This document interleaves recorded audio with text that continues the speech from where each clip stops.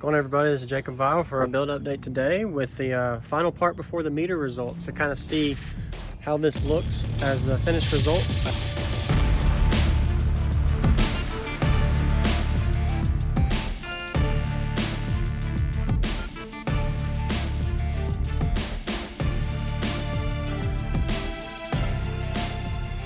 I just finished putting in foam around the back hatch for my system, so my single 12. I'm not going to open it or move anything. I'm just going to give you a walk around and give you some commentary showing you everything that I got done and what I did with the foam, as well as how I did it, and you'll see inside as well. So the main thing was to make sure there was no empty hole pockets, and I wanted to focus on the back end first. So depending on what vehicle you have, it's your preference, but I personally use the back end with my glass to be able to have my access point to know what areas are going to be leaking, which in other words, what causes this to flex.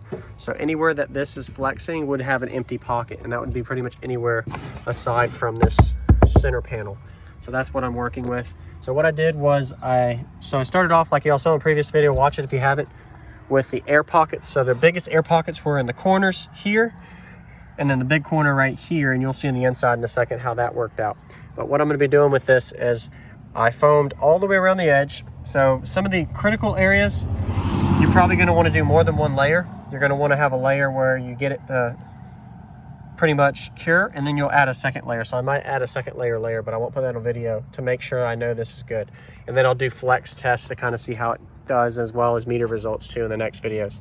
And on the top end, very little bit of foam I've added down up here, because this is where the crease ended up ending right here. So you can see in one spot my screw went through, but I've got 8 screws and throughout this area. So I got 1, 2, 3, 4, 5, 6, 7, 8 screwed into the metal here with I think I used 1.25 inches. And then down here I've got like 20 screws, as y'all saw in the previous video, across my wood panel.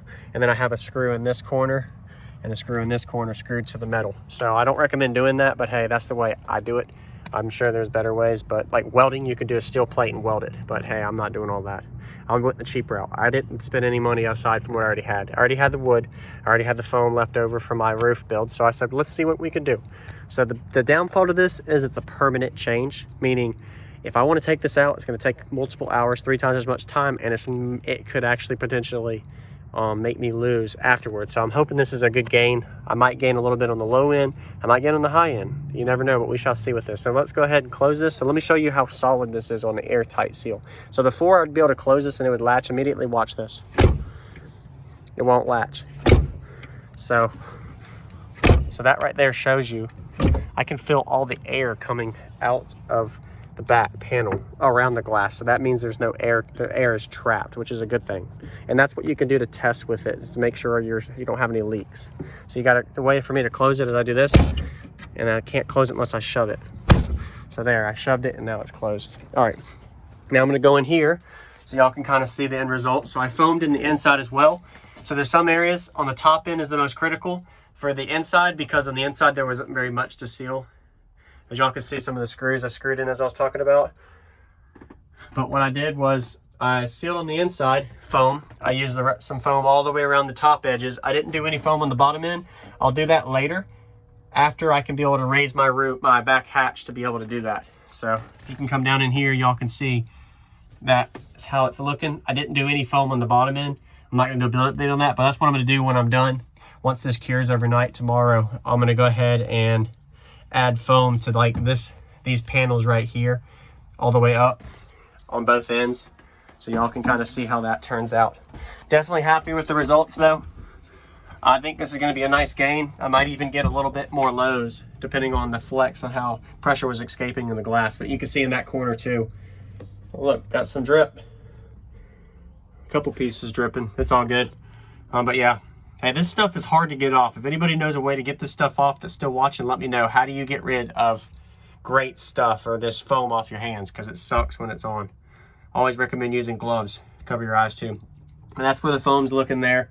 And I'll do the bottom areas last. Put some tape around those sealing points like I did before. And we're in business. So I'm definitely happy with what it's coming to. So as before, you can see the glass and you can see out the back now. I don't have a rear view mirror anyway, so no way for me to see out the back anyway. And now it's not going to flex. That glass ain't going to flex like it did.